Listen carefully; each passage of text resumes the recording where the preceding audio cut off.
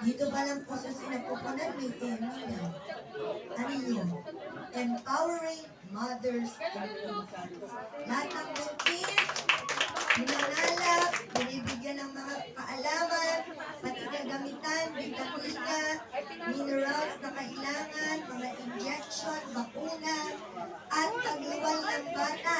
Pati kagamitan nila, kaya ito po ay diaper, bote ba ng ano tawag, feeding bottle, etc.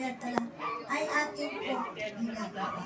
Kaya naman, mula yun sa sinapupunan hanggang sa sumakabilang buhay. Ito po ay pagkalusugan, pagkadokasyon, pagkabuhayan, kalinisan, kagandahan, kaalisan, katahimikan, malupa, mabahay, at mga infrastrukturang programa ay ating pong